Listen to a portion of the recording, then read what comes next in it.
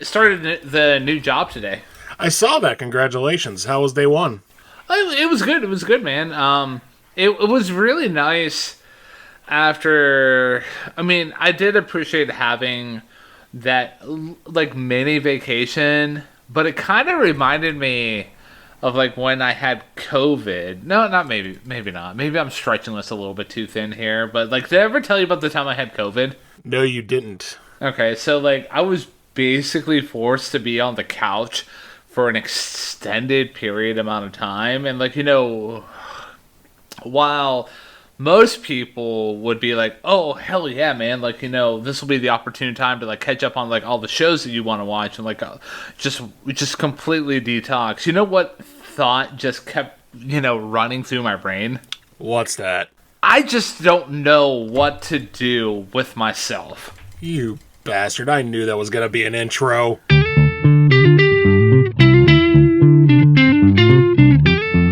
And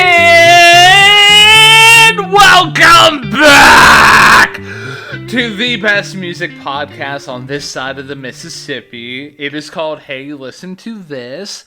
And the people that you are listening to on this podcast is two hosts who share the same middle name, and they are two dashingly good-looking men. I am the one. I am the undeniably Ryan James Kearns. And I am the one, the only, the often disputed Matthew James Durzick. I still can't believe. I was going back to first day on the job. I'm thinking he's going to go for the intro. It's like, oh wait, he's going to talk about COVID. He can't possibly. Oh my goodness, he did. Well, at least you having COVID got a good intro out of it. Yeah, I can look fondly back on the time that I had COVID. Oh man. So yeah. If you are a brand new listener to this show here, first of all, on behalf of me and Matt here, welcome. And thank you for tuning into this episode of Hey, Listen to This. And essentially what me and Matt do here is every week we just take turns nominating albums that we're going to dissect head to toe, going by track, and giving our honest opinions about it. And the albums that we select could be for, a couple different reasons. We could, this could be an album that we have grown up with and we've appreciated in the past, and we just want to bring it to the table. Like, basically what we're doing this week, but we'll get to that. And also, we tend to, sometimes pick albums that are popular in the current year that we are living, and we want to explore that. So, we did Brat by Charlie XCX, Tortured Poets Apartment by Taylor Swift, and that kind of reminds me, Matt, what did we do last week? Last week, we talked about an album that at the time, and probably still is, one of the top 5 albums in the country, which is Short and Sweet by Sabrina Carpenter.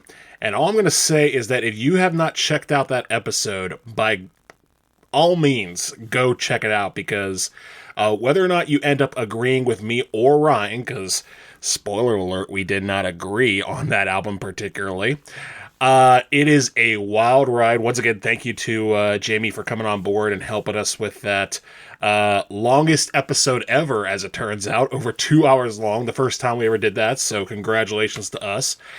And that was a really weird experience, but again, I think it was a positive one. And I feel like this week we're going to be having some more positive experiences. So what album are we doing this week? So, for extreme fans of the show, first of all, thank you. Second of all, I've been taking Matt and I through the Jack White sphere. And, the first band that we covered was the Raconteurs, and we covered the album, The Consolers of the Lonely. Both me and Matt had positive opinions about that album. I was a little higher on that album than you were, but nonetheless, it was a great album. And then we pivoted over to The Dead Weather, and I felt like I was a little less hyped about that album, but you kind of landed around the same kind of sphere, if I'm not mistaken. Am I right, man? Yeah, I think, if I'm not mistaken, you gave that album an 8, and I gave it a 7.5. Yeah. So, there's only two more areas of the Jack White, sphere that we need to explore in order to properly understand what makes Jack White. And I mean, what better avenue to explore than the White Stripes? And also, what better album to explore? I mean, I know I gave well, technically, I gave Jamie the option of picking between this album and the other album that we'll discuss later on in this review, but she ended up picking this album, which is Elephant. And this album it's probably their most well known album, and it contains probably their biggest hits of all time. And that's not even an understatement by a country mile. It was released in 2003, and this is the album that saw, the White Stripes really just kind of exploring what it meant to have they officially broke through on this record, not because of this record, but this was their, hey, we've gotten enough groundswell and hype, let's just really just have fun with this record. And even just backing up here a little bit, because if you are tuning into this episode and you have no idea what a White Stripe is, first of all, cool. Second of all, so gonna give a little bit of a background about the White Stripes, a little bit of a blurb, and then we can talk about our personal experiences with the band, and we can dive into the album. So the White Stripes essentially consist of two members, Jack White and Meg White. And there was some mystery that was surrounding what their relationship is. Publicly, Jack and Meg said that they were brother and sister, but for fans of the band, that turns out to be a little bit false. They are a divorced couple that still explored the band and created music together, which, I mean, all props to Jack and Meg for putting their differences aside and creating what is a very foundational band and artist for my ears and my liking. And the way that Jack and Meg met is they met in high school at a restaurant where she worked, and he would read poetry at open mic nights. And the two became friends. They began to frequent coffee shops, local music venues, and record stores of areas two high school kids that are semi hipsters would do back in the day. And so, and by this time, Jack was already playing drums with his musician friends, including an apprenticeship mentor. And in 1994, he got his first professional job as a drummer for the Detroit cowpunk band Goober and the Peas. I might Spotify that later. Who knows?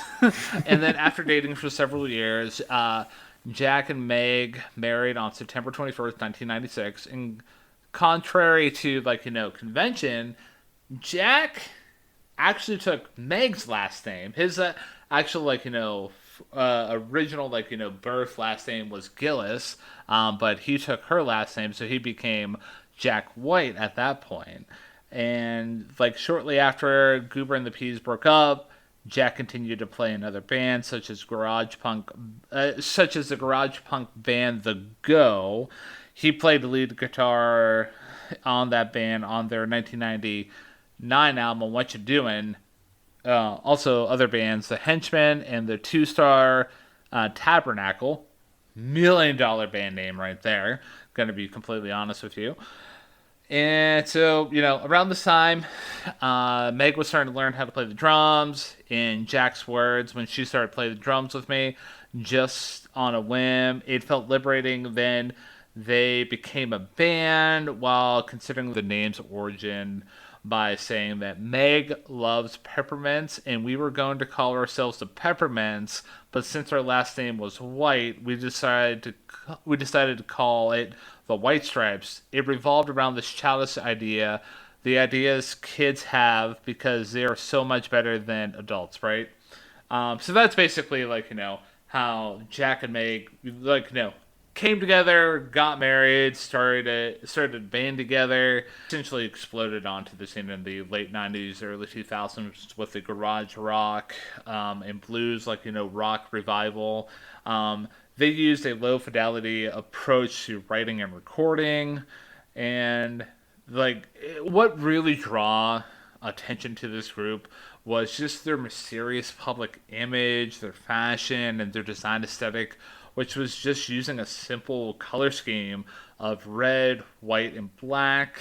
And that color scheme was used on every album and every single cover they released. And yeah, they also had a fascination with the number three. And then even going on about my personal history with the White Stripes.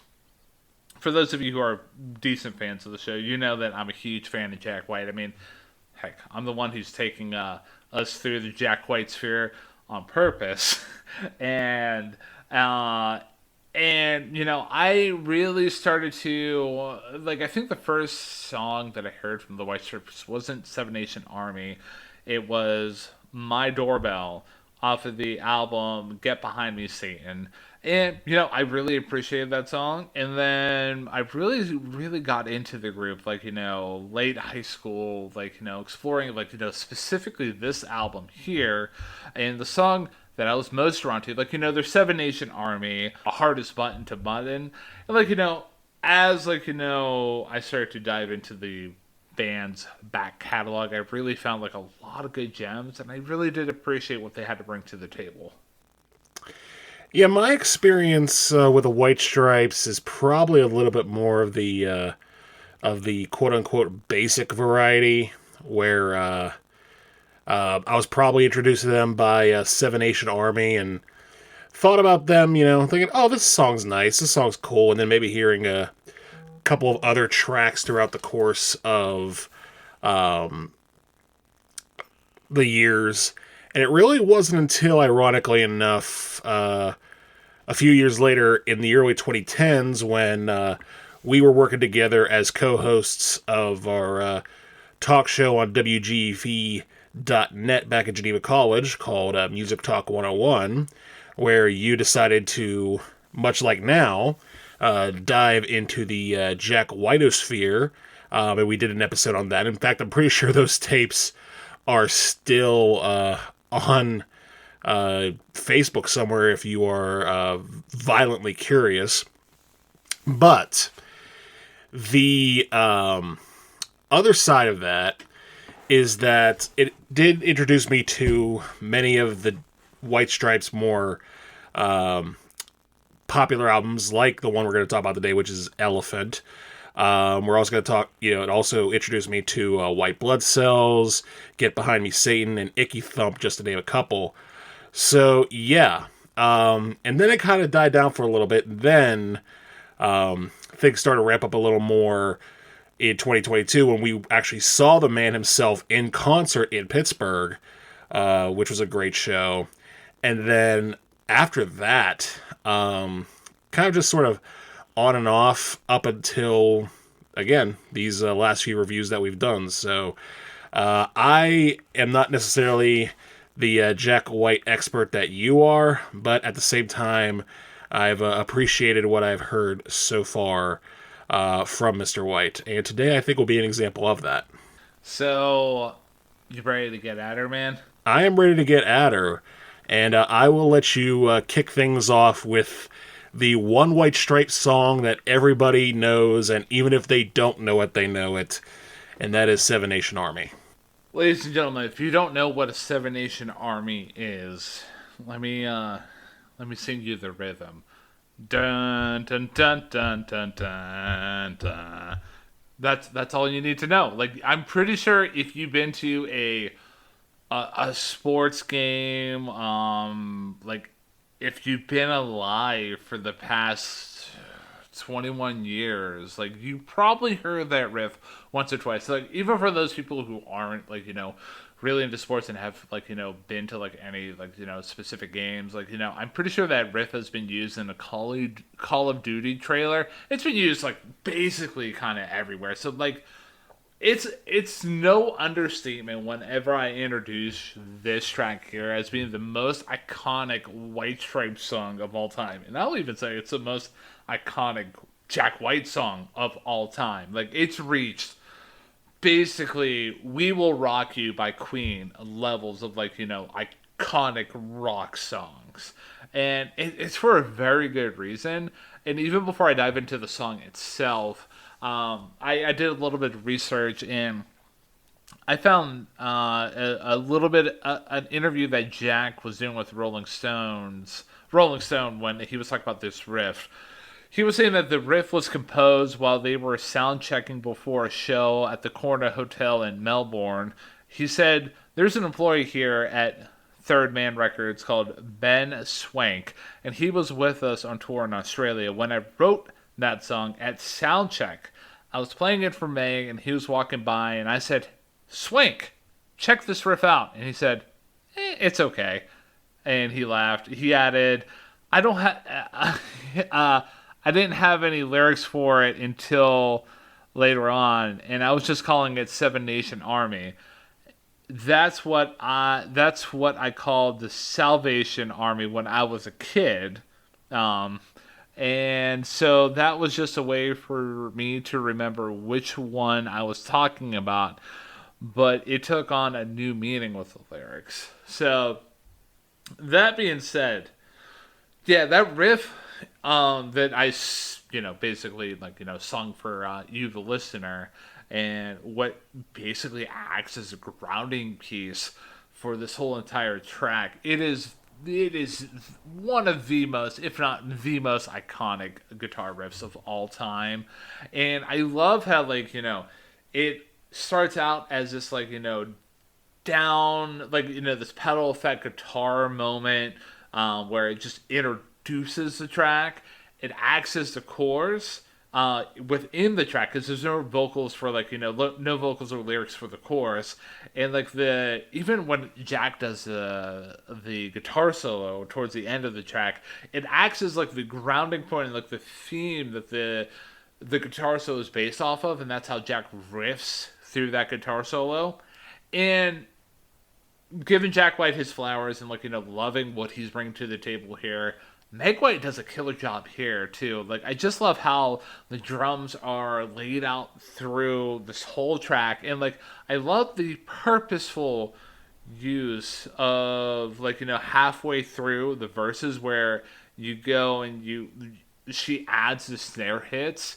I thought that was a chef's kiss right there, and I know a lot of people give Meg White a lot of flack for what her drumming work was during the White Stripes, but she does a fantastic job, and she doesn't deserve any flack whatsoever.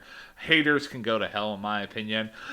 And even another moment that I wanted to highlight here is the transitions from the chorus back into the verses.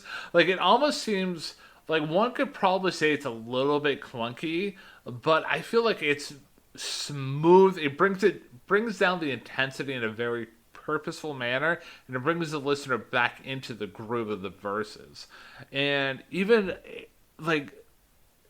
it's thanks to show reviews like this and how we have our show here, man, that I really do appreciate examining songs like this, because if you can easily just put Seven Nation Army on in the background, you can really just dig into what the song is riffing, and it's a really great rock song. But diving into the lyrics, this song basically tells a story about how Jack felt at the time of the group, achieving this level of stardom and dealing with the rumors that Meg and Jack were dating. And keep in mind, at this time, they were divorced. So, this really irritated Jack, and this is what actually led to, them coming up with the idea that, hey, we're actually brother and sister, so leave us alone. And lyrics that I want to highlight is every single one's got a story to tell. Everyone knows about it, from the Queen of England to the Hounds of Hell. And even this set of lyrics, I'm going to Wichita, far from this opera forevermore. So he's talking about Wichita wanting to go back into like a more simple lifestyle, far from this opera forevermore, getting away from like all the drama. Then it talks about I'm gonna work the straw, doing manual labor, make the sweat drip out of every pore. He's gonna really just focus in on just doing like work in, work out, or like living an honest life, getting away from all this drama.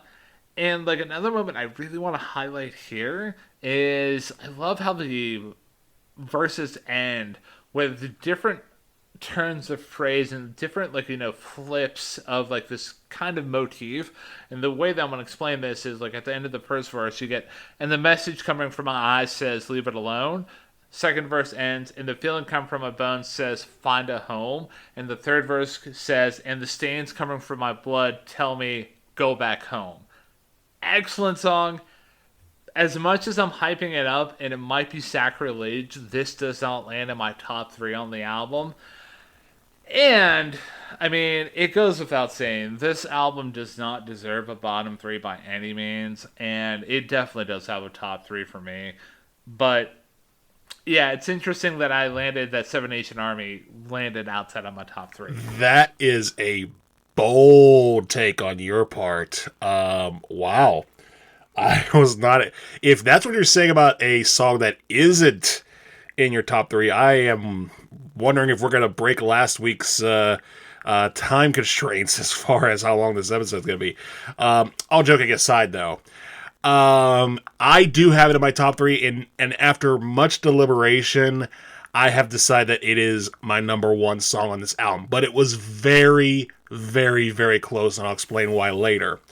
But what you said about the song is pretty much exactly my feelings. In fact, it's funny that after the last episode, peeking behind the curtain a little bit, we were talking about how JB was talking about how we should do something for Women's History Month. And listening to Seven Nation Army again, I'm thinking, well, wait a minute. Here's Meg White on the drums providing a beat that billions of people, and I am going to just say that billions of people have clapped their hands to, stomped their feet to. Marching bands across the country and the world have probably played it at least once. Cover bands have probably played it on their first few days of getting to know each other. It is, again, a powerful, powerful moment and a powerful groove. Just a couple other things on top of that. The fact that this song kind of has like a dance feel to it is kind of an interesting move, considering that Jack White's main bread and butter is more or less a swinging garage rock type of style stuff that we'll be talking about later on. But man, it was a strong move, and with a riff that powerful and a beat that powerful and lyrics as cocky and confident to match, honestly, there's a reason this has become such an iconic song in the Jack Whiteosphere. It's because it is pretty much what Jack White says he is. Arrogant, brash, sometimes a little mysterious, but ultimately just in your face sonically. And that is why I have this song at number 1. But again, very close. When I get to my top 3, I think I can explain properly why this song specifically lands outside of my top 3. But like just to tell you like my rankings with like this song here specifically, in my humble opinion, this is a perfect song. There's not a single thing wrong with it, not a single thing I would change from it. And even after kind of diving into the lyrics, it adds like a whole new layer to it. But yeah, I'm glad that this is your favorite song off the album. And I'm curious to see if you can actually kind of have a slight idea what my favorite song off the record is going to be. I think I have an idea if our text exchanges have any clues. It might, just a little bit, man, just a little bit. So, pivoting over to Black Math. So, Matthew, what did you think about Black Math here? I thought that this was a really solid follow-up to Seven Nation Army. Definitely kept the garage rock vibes continuing on. That opening riff is just fantastic. And just as we were talking about, that sort of swing garage rock style that you sort of expect from, uh, for better term, roots rocker or garage rocker like Jack White. Nails it on this track. But I will say the one part of the song that I didn't really dig, and this is a problem I had last time we reviewed a Jack White album, which was Whorehound by the Dead Weather, and your favorite song off that album, which was Treat Me Like Your Mother. There was a middle section that kind of disrupted the flow of what was going on, and this one didn't frustrate me as much as the one on Treat Me Like Your Mother.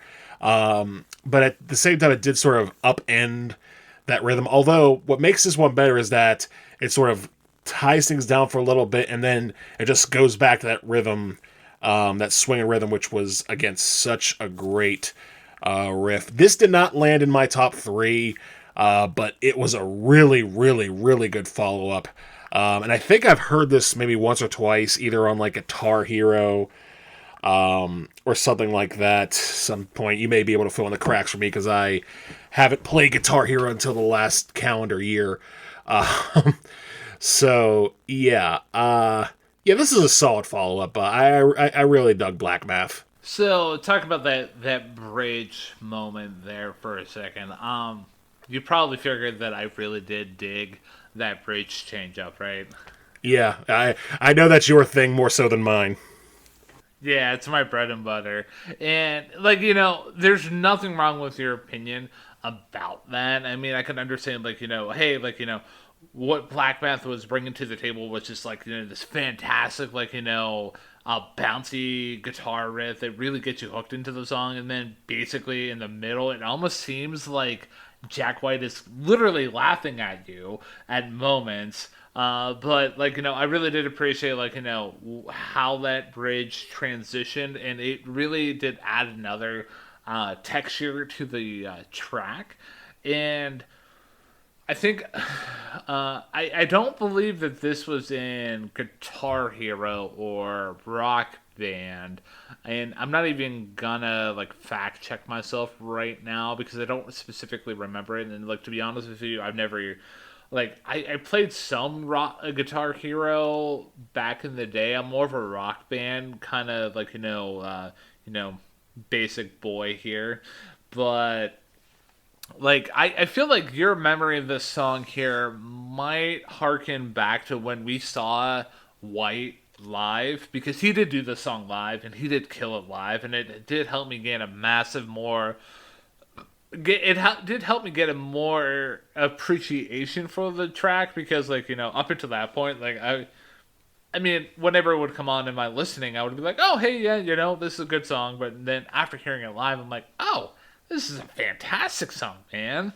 And even looking into like you know another interview that Jack did talking about this track here specifically.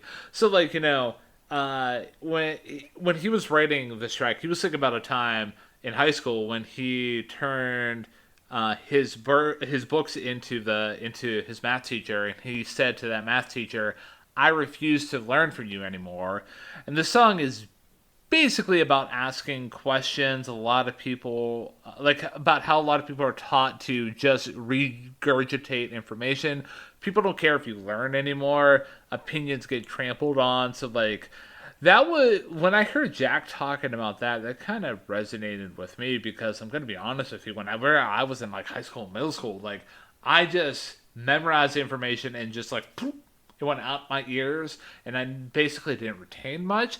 I don't know what that says about me as a person.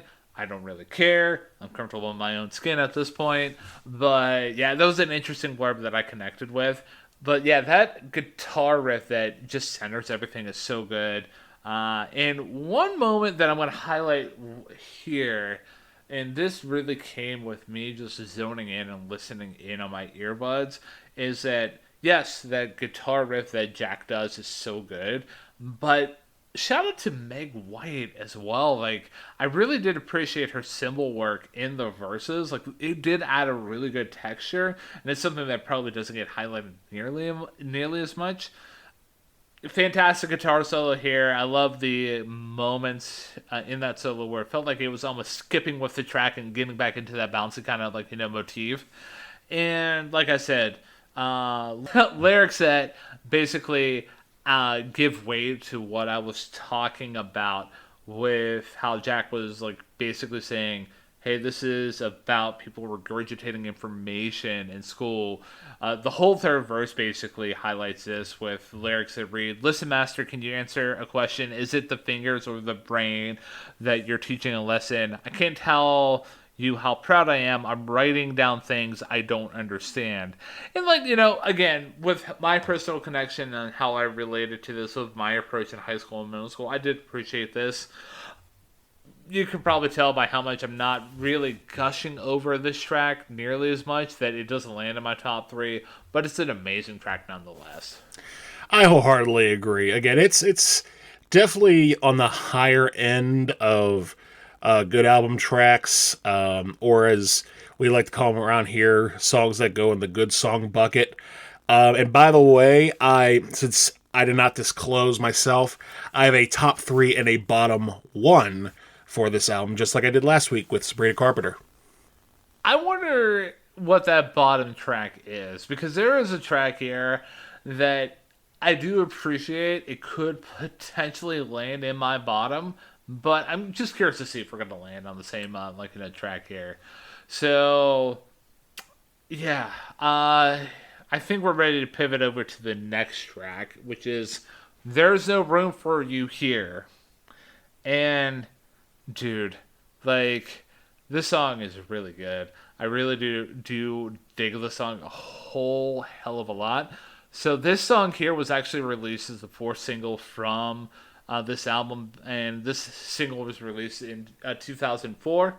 It failed to chart. A random blurb there. And but yeah, this is a fantastic cut off the album. That chorus is so big. It's the biggest. I know Seven Nation Army had like a pretty big chorus, but I would argue that this chorus here is bigger, and the band here just plays with the dynamics pretty well. I really dig what they had to bring to the table, and the performances by Meg and Jack hitting the chorus, especially on the downbeats. Like, I don't know if it's perfectly right on the downbeats, or like they're hitting their marks on point, but it just lands so well in my ears. And Jack's vocal delivery on the verses, they contrast so well with the chorus, because like you get the big chorus where it's just like, "Oh, there's no room for you here, go away," and then like you get more secluded moments where Jack is delivering lyrics talking about just being bored with this partner and this relationship, and looking at exploring frustrations. And I really did dig what he had to bring to the table. And another moment I'm going to highlight before I dive into any of the lyrics is that high pitched guitar noise, not noise, but note that sustains during that third chorus. Chef's kiss. I absolutely love it. I'm here 10 times out of 10. And also, even highlighting further on Jack's vocal delivery on this track here, sir, is in the bridge. The way that Jack delivers it towards the end, it's so good. You get lyrics that are looking happy, taking pictures, so completely stupid, just go away. Like, when you hear him say "just go away," you almost want to be like, "Oh, sorry, sir. Sorry that I offended you. I'm just gonna go away now." And like, man, like there's so many other lyrics here that really just dive into the frustrations that somebody has when they just want to break up with a significant other that kind of bores them. And like, one simple lyric that I'm gonna highlight, it reads, it's hard to look you in the face when we're talking, so it helps to have a mirror in the room. Every simple gesture done by me is counteracted and leaves me standing here with nothing else to say, completely baffled by a backwards indication that an inspired word will come across your tongue. Like, that's a pretty damning set of lyrics. And I almost want to say that this is Jack White's Idiot Wind, and I'm going to stick to that with this track here. But, like, yeah, this song absolutely rules, and we've arrived at one of my top 3 favorite tracks on the album, and this lands at number 2 for me, man. Wow. All right. No, I respect that because I like this track a lot too. It did not land in my top 3, but I can completely understand why because it is such a fascinatingly sounding track. One of the notes I have is that it's incessantly abrasive, parentheses, and in a good way, because that's exactly what this track is. It is so in your face. And I agree that sonically it is bigger than Seven Nation Army, even if it's not as culturally impactful. The harmonies that you talked about, very reminiscent of like 70s heavy metal from bands like Styx or Zeppelin or something like that. Very, very old time rock and roll. And like you mentioned, that part on that chorus where it's just guitar and vocals is just it sucks you in. Like you don't have a choice but to pay full attention to what is going on there, because that guitar just like it's like a dagger just straight through your speakers, and those vocals are so like cries and wails of the damned. All of these are good things, by the way. And so I wasn't as high on the lyrics as you were. I mean, I don't think they were bad lyrics by any means. I thought they were very much in the same sort of vein of like Jack White trying to talk romantically as he did several times over on Consolers of the Lonely. But I really did like this track a lot too, man. It has a nice, secluded, nice stable residence in the Good Song bucket. Yeah, I knew I always appreciated this track here, but like after really just sitting down and diving into it, and especially like I feel like the moment that really carried it over like a Seven Nation Army and like my third favorite song here is that squealing guitar note that's in that third chorus. Like when that hit, it was pure Nirvana for my ear holes. Yeah, no, it's again, it is. It's almost a song that forces you to appreciate what it is, and it does its job very well. So pivoting over to, I just don't know what to do with myself. So this track, I had heard the name before, and I didn't piece it together until maybe my second listen. It's like, oh yeah, I've heard of that song before. I forget who covered it that I understood that it was what it was. But all that to say, this is actually a song that was a piece by the old songwriting team of Hal David and Burt Bacharach, who, for those of you who don't know, two of the most prolific songwriters of all time. They wrote a bunch of stuff for Dionne Warwick, including this song. They wrote Close to You for the Carpenters, This Guy's in Love with You for Herb Alpert, and also Dionne Warwick. So yeah, they are very much sort of the top songwriting duo if you think of like old adult contemporary sort of like softer rock of the 60s and 70s, and they were really, really, really good at their jobs. So why Jack White decided to cover this, I have no idea. I'm sure you'll fill me in on that in a few minutes. I thought this was a solid song, a little less so than either Black Math or There's No Home for You Here. Definitely does keep up the garage rock vibes, sort of tones it down just a little bit. I was surprised to learn that this actually was a charting single over in the UK, where this was released as a single. It actually landed, I think, in the top 20. But ultimately, I don't really have a whole lot to say about this track other than Jack White sings good, Meg drums good, the guitars sound nice, but it ultimately didn't land in my top 3, obviously, and its residence in the good song bucket is a little bit more in question, let's say. It's still a good song, but not as good as the other two that we just talked about, or 3 for that matter. I'm right there with you. I think I'm a little bit higher on this track than you, but like comparatively to like the other previous tracks that we've talked about so far in this album, like this definitely takes it's on its own playing field. It's a step down comparatively, but it's still a solid track nonetheless. And you know me and covers, like unless it's a cover that completely like blows my socks off, like I'm not gonna give it a perfect rating by any means, but it's still a fun cover. I don't really have any insight to why Jack decided to cover this track here specifically. Like, you know, Jack is pretty well versed in, like, you know, old school, like, you know, singer songwriter and just old school music, none, like, you know, within itself. So he probably heard the song and was just like, oh, hey, yeah, we could probably do a cover of this. And in terms of a cover, like I found that it wasn't really a full cover because some of the lyrics of the original are cut off. But I feel like that plays well into the interpretation that Jack and Meg brought to this track here. And yeah, I'm not gonna really add too much else to what you said because you pretty much hit the nail on the head.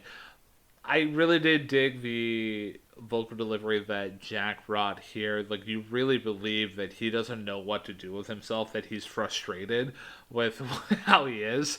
And you know me, always a huge sucker for sequencing an album. So, like, you know, think about, like, you know, this track. In relation to the previous track where there's no room for you here. So he basically breaks up with, like, you know, this significant other. And then the next track is just like, oh, I don't know what to do with myself. Like, you know, movies only make me sad. Parties make me feel as bad. Like, you know, like without having that extra person, even though they were pretty boring, like it was nice having that other person in their life. And another moment that I really just want to highlight here, and this might be me over analyzing the track as a whole, which it's what I do. But the choice of the arpeggiated notes in the verses as opposed to, like, you know, just hitting chords, I feel like that adds a whole new feeling to the verses, and it's more of an awkward feeling that one can get when they just have to adjust to a brand new life. Again, I might be completely overanalyzing it, but I really did appreciate what that moment and what Jack chose to do in those verses.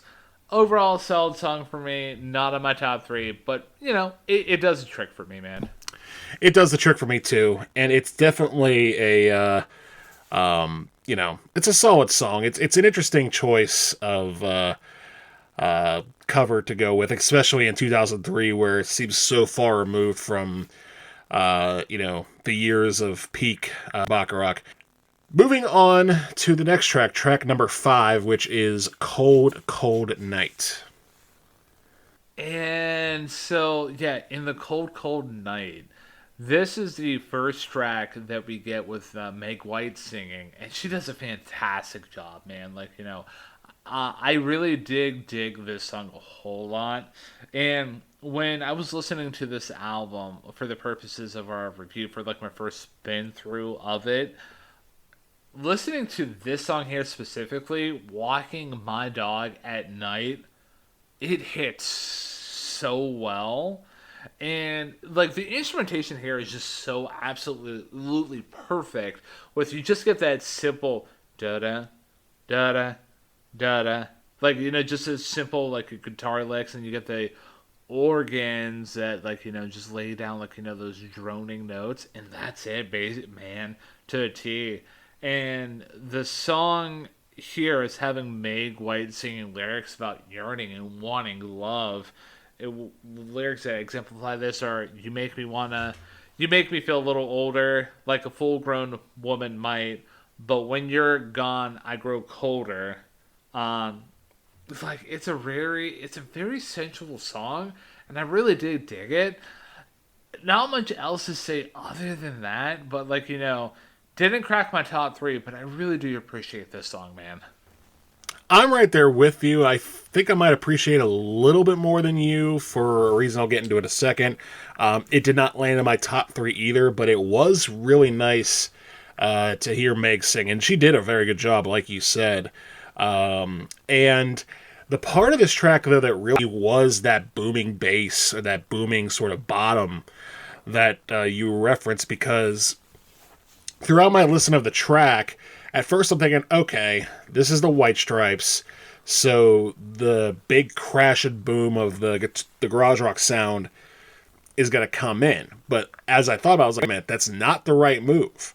The right move would to be keep this as it is to truly differentiate from the sounds we've been hearing, because everything we've heard up to this point has been full on wham bang in your face rock, which there's nothing wrong with that.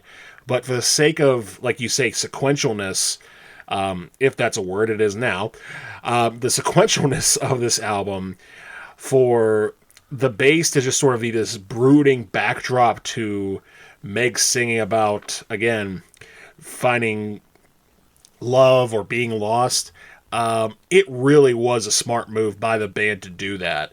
Aside from that, though, like you say, not really an outstandish song in that regard, but really a nice change of pace that I appreciated on this album. So, you ready to move on to the next track? The next track being I Want to Be the Boy to Warm Your Mother's Heart. Now, this track I kind of thought was a bit of a sleeper song in the sense as far as coming out of that change of pace with Cold Cold Night. I was expecting things to go right back to slash boom. But at the same time, I did appreciate sort of the gradualness of this track because it does rock quite a bit, but the vibes are very much towards what we would see several years later with the Raconteurs, a very piano-driven, sort of heartfelt ballad. And I think the lyrics on this track are some of the best on the entire album. The way Jack is pleading with, his girl to be like, I want to not only be yours, I want to be someone your mother loves, and I'm not sure how I can do that. What kind of cartwheels do I need to perform? What kind of things do I need to do in order to win you over? And especially considering how, for lack of a better term, vibey some of the lyrics have been on this album, even going as far as saying some of the lyrics on Seven Nation Army were pretty vibey. To hear the lyrics here were very refreshing. This did not land in my top 3 either, because it did. Once you get, it's one of those songs that you kind of have to dig real deep to find the true meaning of. But once you do, you'll be very appreciative of it. But as a track, just standalone, it's fine. It's fine. Again, I appreciate sort of the piano arrangement that Jack did, sort of foreshadowed what was to come later on. But yeah, this song's good. I like it. It goes in the good song bucket. I'm right there with you. I feel like I might be just a wee bit higher on this track here, and it just may be due to my my love and appreciation for Jack White and everything that he touches, for the most part. I love how this was a piano-led track that basically kind of lays back on the intensity of the album that you kind of hinted at, and the lyrics I'm not gonna really go over nearly as much as I could because I feel like I would be stealing a little bit more of your thunder. But the way that Jack delivers the vocals, it's not over the top, but you really believe everything that he's talking about, and they're very sincere as hell. And I was a huge fan of the piano work done by Jack in this track here, and at the end of the track, you get that country twang that works very well. I would put this nearly in the perfection song bucket for me, but it's a really great track. And for those of you who are looking to explore deeper cuts into the White Stripes as a whole, I would definitely point to this track and maybe a couple more tracks coming up here relatively shortly. Yeah, no, it's a really solid song, and like you say, I think the only reason it doesn't get higher marks is simply because a lot of the tracks on this album push itself to outdo its own catalog, which is usually the sign of a really, really good album. So moving on to the next track, which is You've Got Her in Your Pocket. So this song is simply fantastic, man. Up to the point that I listened to this song here specifically for the review purposes for this episode, I thought it was just a really nice, simple love song, but oh no. Oh no. So like, on first pass you get that sweet guitar that's littered throughout the track that's complemented well by Jack's very sincere vocal delivery. And shout out to Jack White as a whole. Like the way like I feel like when we've talked about him within the context of the Raconteurs and like even in the Dead Weather, like we didn't really shout out his vocal delivery nearly as much as compared to like what we're talking about here in this album. But he does do a great job throughout various tracks in this album here as a whole. But yeah, specifically within this song here, like you get that very sincere emotional delivery, and the way that the verses blend right into the chorus works out so well. But that chorus is so good; it brings the listener back into like home base. But yeah, the lyrics here, they take the traditional idea of a love song and turn it inside out on its head and upside down.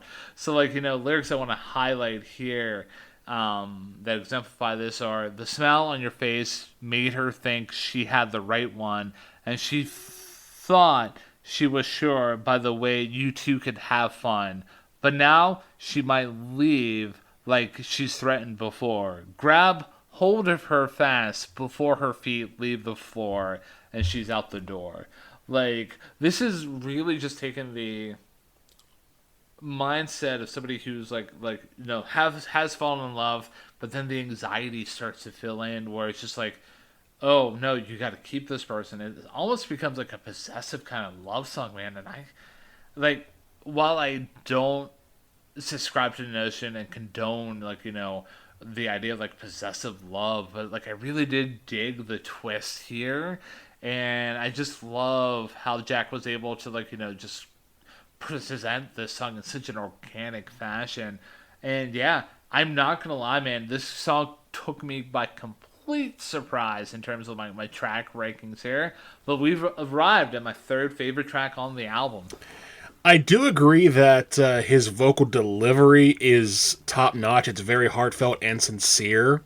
And I do agree that the lyrics are very good. But unfortunately, I'm sad to report that this is my bottom one on the album. And it's for a couple of reasons. Number one, and most importantly, I really wish, I really, really, really, really, really, really, really, really wish that vocal that we talk about we both agree is very sincere and heartfelt was actually produced with that same heartfelt and sincerity. Because, and this is the same problem I had when we were talking about the final track off of Whorehound, which is Will There Be Enough Water?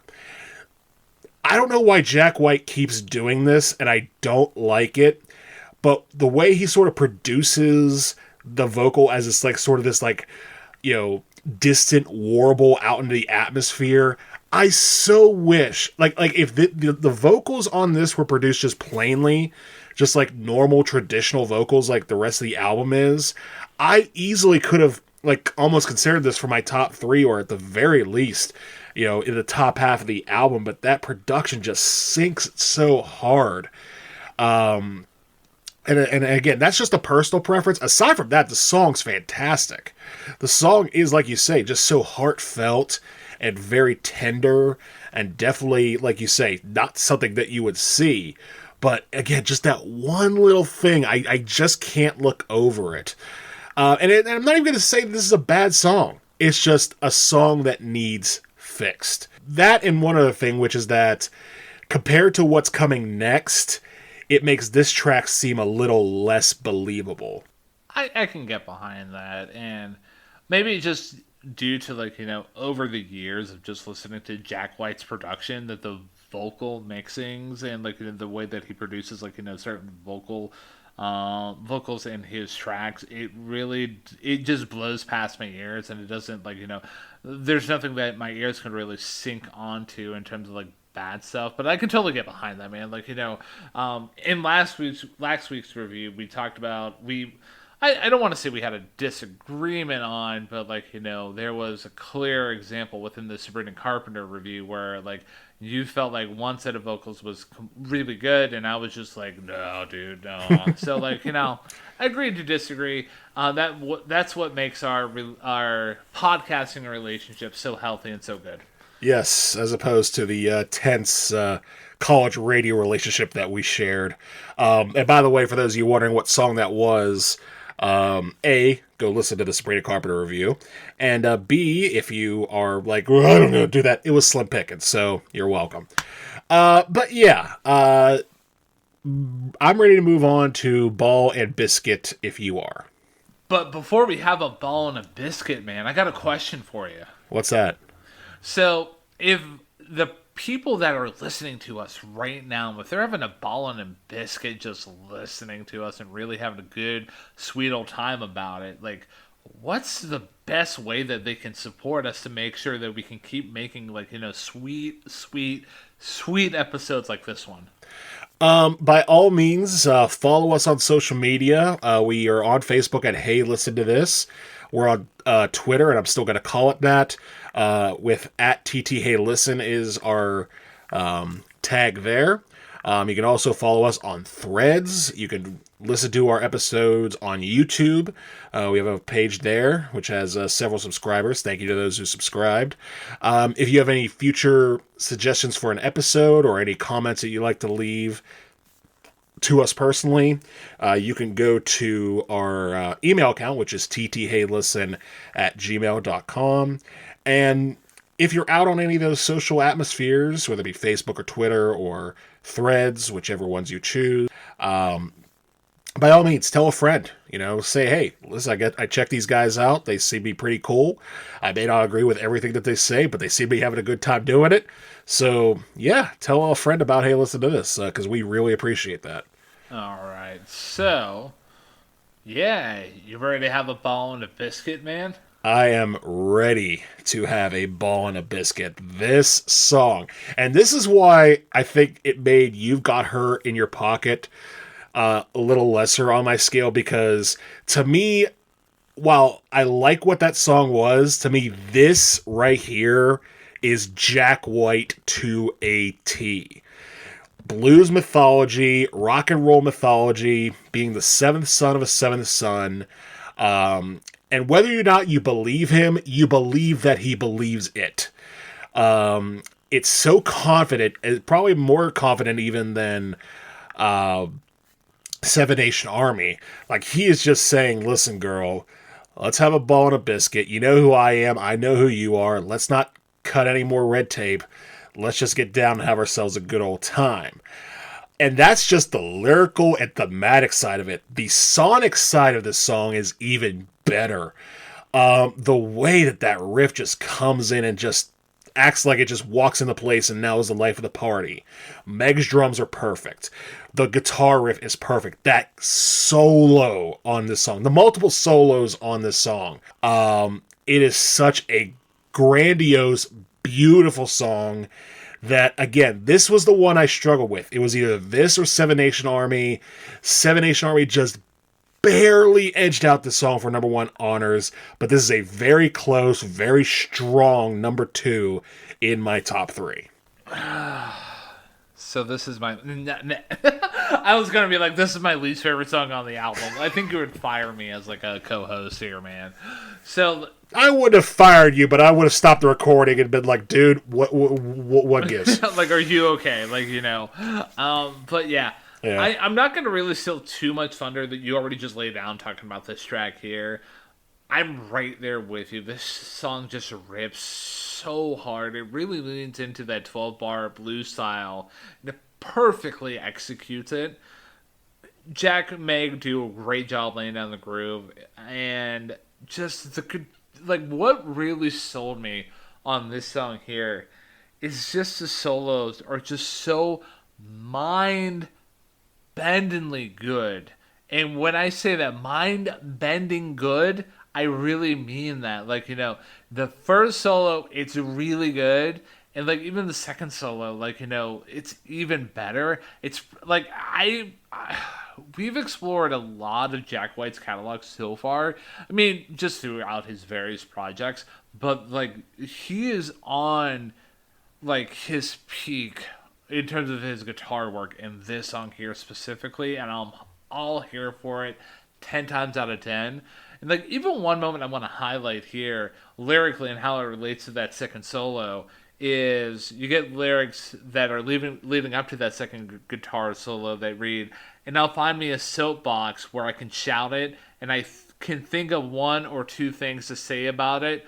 All right, listen, and then he just rips into that second guitar solo, man. Like that's so fucking perfect that it's just so amazingly good.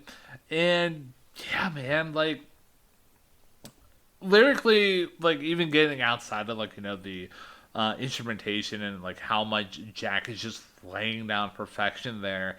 This song is basically talking about like doing drugs and having sex. Like not really much to go in about it. Like you get lyrics like "Let's have a ball, girl," and take our sweet little time about it. And side note, I know I texted you about this yesterday, but I'm gonna let the listeners know as well. So like whenever I was listening for purposes of doing the review today, I was listening to this track here while watching Scream 2, and more specifically, the chase and fight scene that Gale Weathers has with Ghostface in the projection room in that movie. And I was just like, wow, this song it really does, like, if you watch a horror movie while listening to this song, it elevates it to a new T. And like there's no doubt about it, man, I had a ball and a biscuit while listening to this track here, and it's easily my favorite song on the whole album. I'm almost tempted now to try something now that you said that out loud, because I knew you said horror movie, but you didn't mention which one it was. I'm almost wondering, and I doubt that this is the case, but I would love for someone listening to try to do with this and Scream 2. This whole album, by the way, Elephant with Scream 2. The same thing that most moviegoers have done with Dark Side of the Moon and Wizard of Oz. Just turn off the sound on one, raise the sound up on the other, and see what happens. Because I feel like it might work for all the wrong reasons. We may have to try that at Halloween this year. We'll get back to you guys on that one. One other thing about the song before we move on to the hardest button to button. And it's a positive note, and we've talked about this before, especially on the Cure episode. The way that after the second solo is done, this track just sort of riffs for a little bit and allows itself to breathe. I thought that was a really nice touch too. Like, this is the longest song on the album by a country mile. It's over 7 minutes long, but there's not a wasted note on it. It is just a fantastic song from front to back. So pivoting over to the hardest button to button. Side note, we've really got to try that that horror idea, that Scream 2 soundtrack thing that you mentioned. But yeah, so the hardest button to button was the third single taken off of this album here, and like this song is basically about a kid growing up in a broken home, and like it might be self-biographical with how Jack White was raised. So like in the previous track, we talked about how he was talking that he was the seventh son. He grew up in a big household. Like I think he legitimately had 6 brothers, and I think it might have been like the same amount of like sisters. So they liked having kids. I'm not gonna even explore that that rabbit hole that I could potentially go down. But yeah, so this, like I alluded to, this was one of the White Stripes songs that I grew up listening to, and it is fantastic. The groove that is laid down at the start by Jack and Meg, it's so fucking tight. Like the rest of the album here, and that guitar lick that Jack lays down to complement that groove, it works so good. And then, you know me, like I'm always a sucker for when a song stops and starts, and you get that here in the bridge. And when we're talking about what does Jack mean when he's talking about what is the hardest button to button, it's basically about how the child here in the song is very hard to understand, And I dug the lyrics and the vivid imagery here in this track here. You get lyrics like, we named him Baby. He had a toothache. He started crying. It sounded like an earthquake. It didn't last long because I stopped it. I grabbed a rag doll and stuck some little pins in it. It, like, overall, like, I wanted to like this song a little bit more than I ultimately ended up, like, liking it for the review. But, like, comparative to, like, my thoughts about Seven Nation Army and a couple other tracks here, it just is a little step down. Nothing to take away from the song, but it lands in the great song bucket in my humble opinion. I have a little higher in my rankings than you. I am completing my top 3 with this one. It is at number 3. For a lot of the reasons you just mentioned, that riff and groove is a just fantastic piece of work. Again, Meg just laying down the groove as much as you can. And Jack White with the it's a very subdued type of riff here, just that ba-na-na-na, ba-na-na-na. Like it's not like as in your face until it gets to the chorus. And even then, it's very simplistic. The lyrics that you talk about, I felt like this is like a weird way of Jack teetering between, like you say, his possible self-autobiography and also just very vibey Jack White type lyrics. Because it's like, okay, it's telling a story, but is it really telling a story? And then that, again, just sort of playing a little bit of mystery and sort of maintain that possibly BS, but again, he believes it mythos that Ball and Biscuit pretty much perfected, and also Seven Nation Army. But yeah, man, no, that groove. And you mentioned the stopping and starting. I don't like it when a song stops, and then just kind of stops for no reason, doesn't really, maintain momentum. Particularly Sad But True by Metallica is a big example of this. But here, when it stops, your feet's gonna tap at the same rate. Like, it's not stopping just from dramatic effect. Like, it's stopping for rhythmic effect, which I thought was really, really good. So yeah, I've always liked this song, and I still do. Number 3 for me.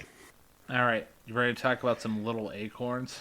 As much as I possibly can, this song, this caught me out of left field so hard. Because I'm just like, did the file get corrupted? What happened here? Because it starts so weird. It starts with this anecdote that almost feels like it was ripped from an audiobook about this woman who, finds inspiration in, this squirrel that's storing its acorns for winter and realizing, hey, if that squirrel can prepare for the future properly, so can I. And then after a minute, just cuts off into this like dark doom-like metal riff that Jack goes into, and then this vocal that seems like he recorded after the fact, because you get to hear him just snapping and trying to vibe as best he can. It almost feels like a Frank Zappa song through the prism of Jack White in a sense. Like, it's so heavy, so weird, so out of left field. And I appreciated it, honestly. Like, it's definitely not anywhere near my top 3, just because I think after that intro and after the first few vocal lines by Jack, it sort of dies down a little bit towards the end. But man, it's such a weird, fascinating track that I can't help but appreciate it. It's something else. I'm right there with you. I feel like I'm a little bit higher on the track than you, and I'm not going to really talk. There's not really much else to cover. Like, you covered everything to a T, so I'm going to give a little bit more of a background to that vocal sample that is used to basically dominate, like, the majority of the track here. So that vocal sample here is from an author and a former broadcast journalist named Mort Krim. And Krim was born July 31st, 1935. He retired from anchoring television newscasts in Detroit in 1996. He also anchored in Louisville, Philadelphia, and in Chicago. It looked kind of like, he was also inducted into the Hall of Fame by the broadcast pioneers of Philadelphia back in 2009. So he was a pretty well-known anchor throughout the scene over the years. And this is what Jack had to say about Mort here. He said, his name is Mort Krim. He's an anchorman. And that was a complete accident, referring to like how he found that recording. Somebody had given me a bunch of reel-to-reel tapes, and they were full with radio ads and commercials and things. And I was recording on one track a piano part that you hear in the background at the beginning. And when I played it back on the other track, that was the story that you hear, and that was just how you're hearing it on the album is just how I heard it when it first happened. And it was a accident. So he goes on. That's how he wrote the rest of the song based around that story because he just loved that story and it was just so great. And I just love little moments like that. And like I don't know. This just shows how much of a nerd White can be in moments like this, and like I just love how he included this, and it's one of my highlights in terms of like deep cuts off the album. We already went over my top three, but like this song is just amazing in its own right. I agree, and I appreciate that little information that you shared because having been a former broadcaster myself, knowing all those little snippets that are lying around the office and things are like, hey, that's that voice doing that thing. That is super cool to sort of nerd out about, and I'm glad that Jack found that tape and sort of made chicken salad out of a dead chicken, I guess. I don't know. I wasn't sure how that metaphor was gonna go, but whatever, we're keeping it. This is a weird, awesomely weird track. So ready to pivot over to Hypnotize? Yeah. So we get right back into the momentum of the album, and this is like with this track here, it's garage rock at its finest. Nothing too flashy, just crunchy guitars and May complimenting them so well. And like another thing about Jack's vocal delivery here in this album, this track here specifically, I really did dig it, especially the way that he ends his phrases. You can really feel the flow, and I like moments like that where you can really kind of sink your teeth into it, and it almost feels like you're going on a ride with the artist and the band.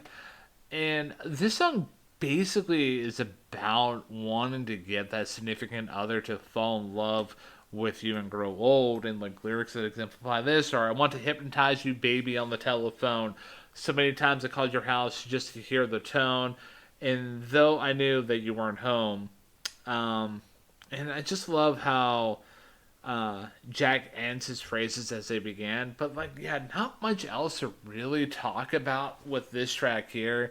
But it's a great track. It kind of reminds me of like scrolling up here really quick. It kind of reminds me of Black Math, but Black Math does enough to just change up the structure. But I did dig the performance, so like they're on equal footing in my opinion.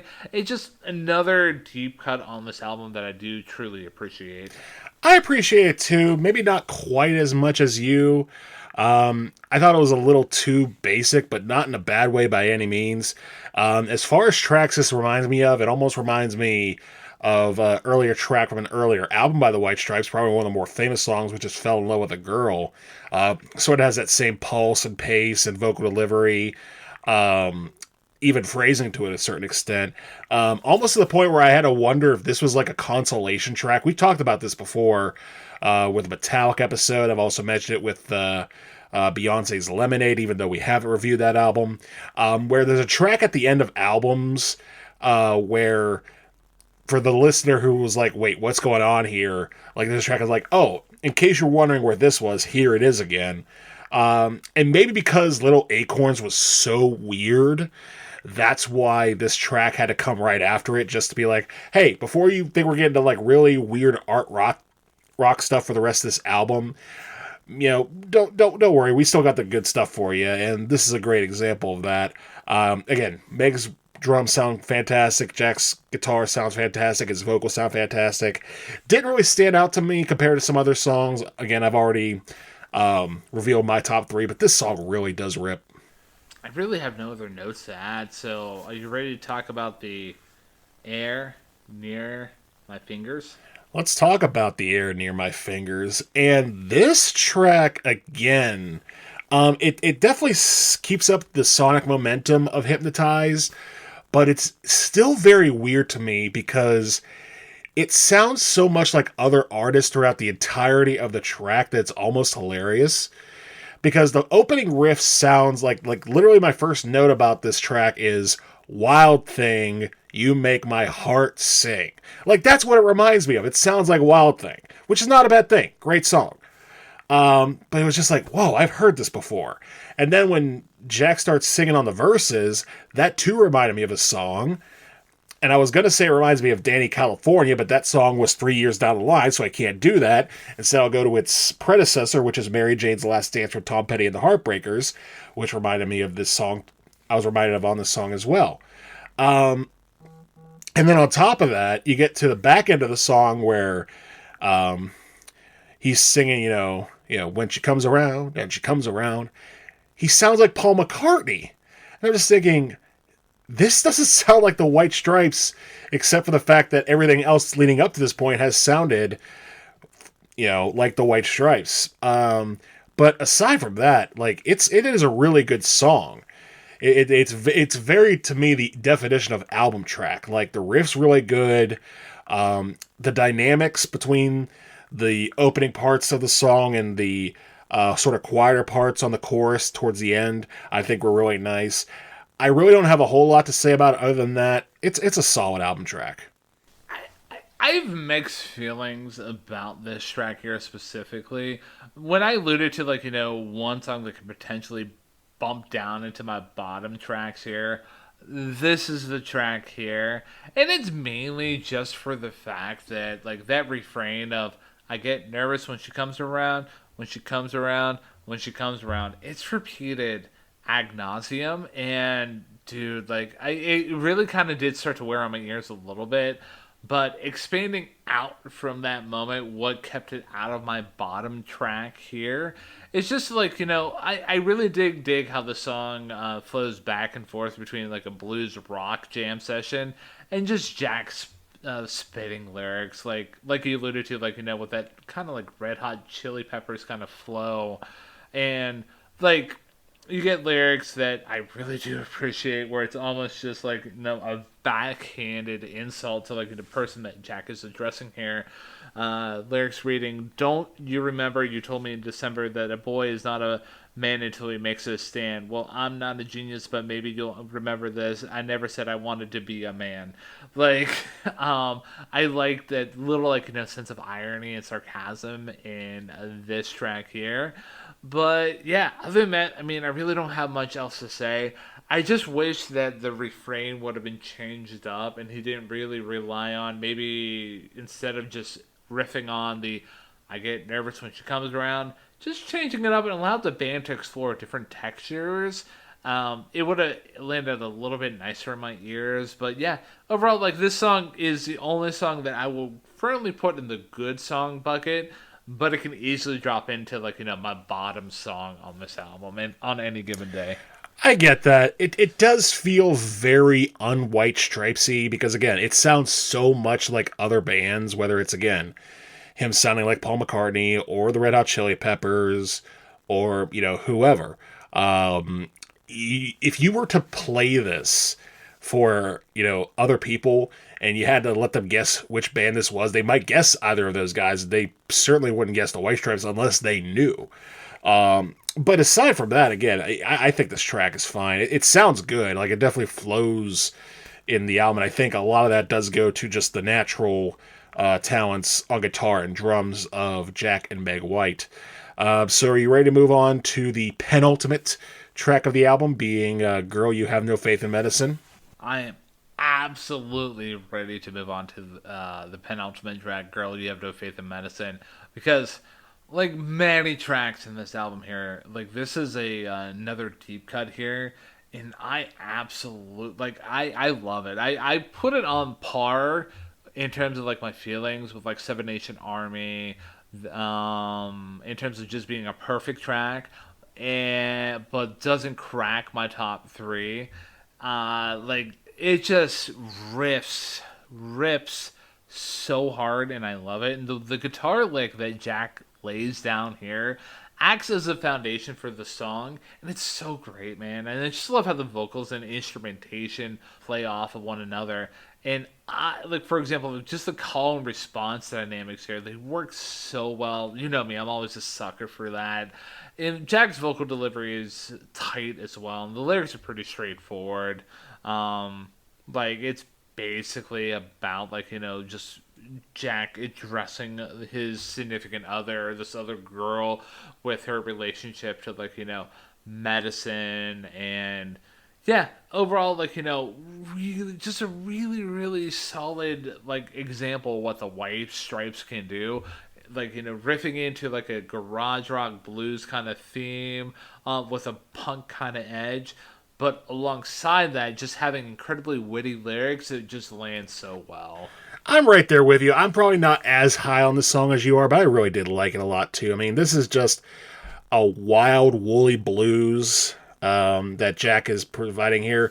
Again, it follows that same standard blues format that he's followed a few times on this album, but it just at a much faster, sort of freakier rate. And the lyrics here, again, much like they have been on a few times this album, they, especially with the Hardest Button to Button, they are very vibey, but at the same time, they feel incredibly focused. Like, Jack's just going after this woman for not having faith in medicine. And, he's saying, you have no faith in medicine, and rhymes it with acetaminophen. Like, that's just, it takes a certain type of mindset to be able to come up with that. I will say he's definitely pushing the vibes button away from this song, because at times he's feeling like he's trying to fit as many words into a measure as he possibly can. But that didn't really knock things down too much for me. I'm right there with you. This goes in the good song bucket for me. It's a solid song. So, are you ready to finish off the review with "It's True That We Love One Another"?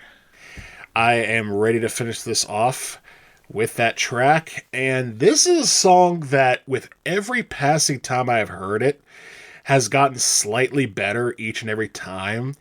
Because at first I thought this was just kind of a weird, goofy type of ha ha he he, who loves who type of track, between Jack, Meg, and garage rocker Molly Golightly, or Holly Golightly, I should say. And the more I listened to it, the more I tapped into some themes of like real tenseness in there, particularly on the second verse, whenever Holly is saying, Jack's saying, Holly, give me all your lovin', and Holly says, if I do, there'll be a bun in the oven. And then when Holly asks Jack the same, he responds with, if I did that, it wouldn't be anything for anybody else. And that struck me, because that is like the rock and roll mythos to a T of, especially playing on the themes of the woman being sort of the, hey, let me lock you down for life, to pen another songwriter. And also how like that contrasts with the male perspective of, hey, if I gave you all my love, I couldn't give it to anybody else, which, paging Dave Grohl has happened many times in rock and roll history. So yeah, those kinds of tense moments, especially with the fact that, his ex-wife is also on this track singing, and just you fall over each other. I'll just be over here telling you to shut up. It is a very, very tense track in that regard that sort of contrasts very well with sort of tee hee ha ha, we all love each other, sing around the campfire type vibes. The only thing I do not like about this track at all, and I'm really starting to hate this cliche at the end of every single album that I hear nowadays, is the, hey studio, we did it, yay, how about it? And this one seems particularly smug, where Holly's saying, cup of tea, is it? And I know she's British, but I don't care. It just, it rubs me the wrong way. It's a little arrogant on this time. Not enough to knock it down into a bottom whatever, because I do think this track's pretty good. But yeah, stop it with those outros, please. If you're gonna add studio fodder, make it contextual. That's all I ask. You know me, I don't mind those moments like that. And I might have to change up the outro to this review here because that's what I was gonna use, believe it or not. Sorry. No, I'm gonna pivot on the fly. I'm gonna try to come up with something a little bit more organic here. But yeah, and not going to really touch upon much more than you already discussed here. Like this goes alongside of like true highlights on the album for me. It's right up there with "Girl, You Have No Faith in Medicine" and "Seven Nation Army" in terms of just truly unique songs that elevate the album to a whole new level. And just the thing that really attracted me to this song here, like you alluded to, was just the interplay between the three of them, and it works out so well. And just one moment I'm going to highlight here, like that exemplifies this is. Holly sings, "Jack, will you call me if you're able?" Jack sings, "I got your phone number written in the back of my Bible." Holly sings, "Jack, I think you're pulling my leg, and I think I better ask Meg. Meg, do you think Jack really loves me?" And Meg sings, "You know I don't care because Jack really bugs me. Why don't you ask him now?" Like, I just love that little interplay. Like, it's a little wink wink, nudge nudge. And also this line, I was just like, oh, okay. So Holly sings, "Jack, it's too bad about the way you look." And Jack sings, "You know I gave that horse a carrot so he'd break your foot." Like, absolutely hilarious moments. And it was a very, like there was countless moments in this album here. Like you can really just see Jack just really having fun and exploring different song ideas that just meant a lot to him, and like just for him to nerd out, and especially within the context of like Elephant as a whole, with how like this album was viewed as like their breakthrough album, and like hey, they achieved like their stardom, and they basically made it, and now what are they going to come up with? And like just for them to include like countless songs, and for them to end it off with "It's True That We Love One Another," not a conventional rock song by any means, but you can really see the love and appreciation that Jack and the others have for this kind of song. It's a really nice fitting bow to the end of the album here, my good sir. It really is. And like you said, this was, going to be their big album, and for them to end it on such a tense discussion, they went ahead and they did it. And guess who else did it? We did, man. We did it. We rode this elephant. So, I'm gonna go first in terms of my overall thoughts and rating on this review here. Like I admit, like basically just got done saying this is a fantastic showcase of what this group can do. I would honestly say this is probably the quintessential White Stripes / Jack White album.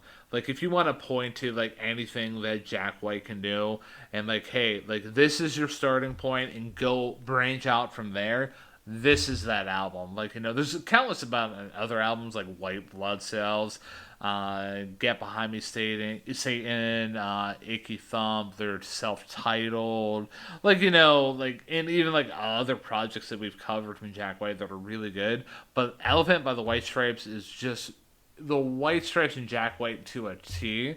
Like here, you get tracks that smack you in the face. You also get piano-led tracks. You get tracks that have witty lyrics, and you get tracks that have tender moments, and tracks that they just have fun. Is this a perfect album? Am I gonna give this a 10 out of 10? No. It's still it's still just missing not enough tracks were just mind-blowingly good for me to kick it over to that 10 out of 10. But I'm gonna be honest with you, this is a solid 9 out of 10. And between all of the Jack White projects that we've covered so far, this is easily my favorite. There's really not much more I can add to your thoughts that aren't also part of mine. I agree. This is, to me, the thesis statement of Jack White's career. Like, start here and go forth. Because this is where you'll hear not just Jack White, but the White Stripes as a whole. And that's another thing, too, the fact that, Meg's contributions, whether it's the drums on Ball and Biscuit or Seven Nation Army or singing on It's a Cold or In a Cold, Cold Night, are fantastic too. And again, just weird moments like Little Acorns or Girl You Have No Faith in Medicine, where you're just like, what the hell just happened? They add to this album as it is. And I also agree with you that out of the 3 albums that we reviewed, this is my favorite of them. This is the most consistent of them. There are bad moments, but there are no real bad songs on this album. So I am going to give it a solid 8.5 out of 10. And for those of you who are wondering the math, this gives us a collective score of an 8.75 out of 10. Because... math. Black math, to be precise. Oh, man, and that's the best kind of math.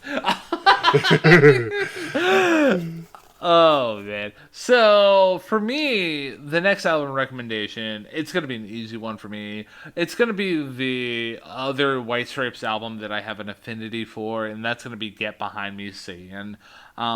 It shows Jack and Meg really kind of diving into more of the different song structures and styles that really have influenced them over the years. And it's a solid album, and it's an easy stepping stone for me, because if I'm not mistaken, and I'm gonna vamp right now so I can just quickly fact check myself and explore the interwebs here. And yeah, it's the next album in their catalog. So yeah, Get Behind Me Satan, released in 2005. Excellent next album recommendation for me. And mine will be one that I believe I've recommended before, but I'm going to go ahead and recommend it again. It is Jack White's 2022 release called Fear of the Dawn, because I think that, in a sense, is very much an updated take on this album in its sheer sonic force, its use of dynamics, and just its consistently relentless groove that I think does just as good a job, maybe a small step behind, of showing you Jack White in its most Jack White form. So yeah, Fear of the Dawn from 2022 would be my next recommended album based off Elephant. All right, so ladies and gentlemen, if you've not listened to Get Behind Me Satan by the White Stripes or Fear of the Dawn by Jack White, and you've, listened to this review and you've listened to Elephant by the White Stripes and you enjoyed that album, please check out those releases. Both me and Matt heavily recommend them. And yeah, overall, just wrapping up this album discussion here before we pivot over to next week. I really did appreciate what Jack and Meg were able to do with this record here, and it might encourage me to go back into their back catalog and explore the records a little further. And I can't wait until we get into that last step into that Jack White sphere. I know it's going to be a couple weeks from now, but it will be able to complete another saga in our podcast. I'll let you know, career here, for lack of a better term for it. Yeah, I'm right there with you, because it's going to be interesting to, again, take all these pieces that we've talked about, whether it's the Raconteurs or the Dead Weather or the White Stripes, and sort of compare and contrast and see the evolution, or perhaps, as we may discover, lack thereof, of Jack White's sound. But we will cross that bridge in 2 weeks. So, Matt. Yes, Ryan. Got a question for you, man. What's that? What bridge are we gonna cross next week, though, man? Because I know we alluded to the Jack White stuff, but what do you got cooked up for us for next week's review? So I'm going to, in honor of Halloween coming up, I'm going to give you 2 options of non-human / kind of human creatures. And I can keep it simple as that. Your choices are werewolves or robots. I'm going to go werewolves. Okay. I'm kind of glad you did, because I think you're picking the better album of the two. We are going back to 1978 for our next review, and we're going to be talking about the sophomore album by Mr. Warren Zevon called Excitable Boy. All right, I'm excited, man. A pun fully intended, intended there. So, yeah. Ladies and gentlemen, if you've not checked out that review for the our next week, what was that album again? I got really excited by it. It's called Excitable Boy by Warren Zevon. And the reason I alluded to Werewolves is because it's the album with the song Werewolves of London on it, if you are familiar with that. I am vaguely familiar with that. Yeah, I'm excited, and I can't wait for the Halloween season to really kick off. I know I'm decorated in the house here, but yeah, it's one of my favorite times of the year. Yeah, everything's here except for the weather, and that's slowly trickling in now with the 5 or 6 consecutive days of rain that we have had. All right. So do you have anything else to add about this review before we kick it on out here? Not really, man. This was a great choice. Again, thank you to you for making a choice last week. Thank you to Jamie for picking it. And very much appreciative of Elephant by the White Stripes.